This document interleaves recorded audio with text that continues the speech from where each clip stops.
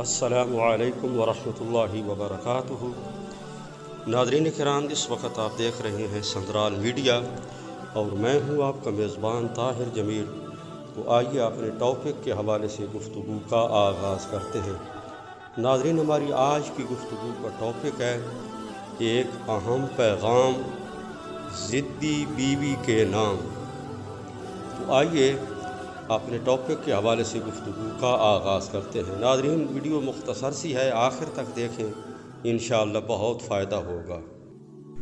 ناظرین کرام، ہم سمجھتے ہیں کہ نکاح کے ذریعے صرف ایک عورت کو کسی ایک مرد کے ساتھ جوڑا جاتا ہے، حالانکہ یہ حقیقت نہیں ہے کہ ایک عورت ایک مرد کے ساتھ جڑتی ہے نکاح کے ذریعے، بلکہ حقیقت یہ ہے کہ نکاح کے ذریعے ایک خاندان دوسرے خاندان کے ساتھ جڑتا ہے۔ تو بات یاد رکھیں، میاں بیوی کا اتحاد اور اتفاق یہ حقیقت میں دو خاندانوں کا اتحاد اور اتفاق ہے، اور میاں بیوی کا جھگڑا حقیقت میں دو خاندانوں کا جھگڑا ہے۔ اللہ رب العزت حفاظت فرمائے۔ تو میری مؤدبانہ گزارش ہے اپنی بہنوں سے کہ دونوں خاندانوں کے افراد کے سکون کے لیے باہمی الفت و محبت کے حوالے سے، دونوں خاندان کے اتحاد اور اتفاق کے حوالے سے آپ اپنے گھر میں خادمہ بن کی زندگی گزاریں، حاکمہ بن کی زندگی نہ گزاریں۔ دوسری مؤدبانہ گزارش ہے اپنی بہنوں سے کہ آپ کا اپنے شوہر سے معاملہ ضد والا نہ ہو۔ اگر آپ نے ضد کر کے اپنی بات منوا لی یا آپ نے شوہر سے ضد کر کے کوئی چیز حاصل کر لی، تو بات یاد رکھیں، ضد کی وجہ سے آپ کو بہت ساری چیزیں مل جائیں گی، لیکن سکون نام کی کوئی چیز باقی نہیں رہے گی۔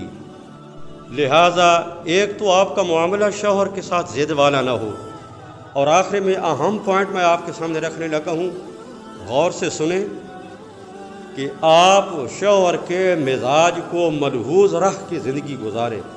ہر معاملے میں، ہر بات میں دیکھیں کہ شوہر کا مزاج کیا ہے، اور شوہر کے مزاج کے ساتھ موافقت بنانے کی کوشش کریں، زندگی بالکل آسان ہو جائے گی۔ شوہر کے مزاج کو کچلنے کی کوشش نہ کریں، کیونکہ کسی کے مزاج کو ہم تبدیل نہیں کر سکتے۔ البتہ ہم جہاں کہیں بھی ہیں کسی کے مزاج کو تبدیل تو نہیں کر سکتے، لیکن ہر ایک کے مزاج کا لحاظ کر کے اس کے ساتھ موافقت کر سکتے ہیں، موافقت بنا سکتے ہیں۔ اگر آپ کی روش ہوگی فرما برداری والی، اتحاد والی، اتفاق والی، خاموشی والی، صبر والی، شکر والی، ماننے والی، تو بات یاد رکھیں پھر آپ اس گھر کی ملکہ ہیں۔ اور اگر آپ کا معاملہ اس کے برعکس ہوا تو سوائے پریشانیوں کے اور کچھ بھی حاصل نہیں ہوگا، اور یہ پریشانیاں صرف آپ کے لیے نہیں ہوں گی بلکہ دونوں خاندانوں کے لیے ہوں گی۔ اللہ رب العزت ہم سب کو صبر والی، شکر والی زندگی نصیب فرمائے۔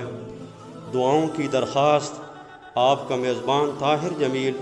السلام علیکم ورحمۃ اللہ وبرکاتہ۔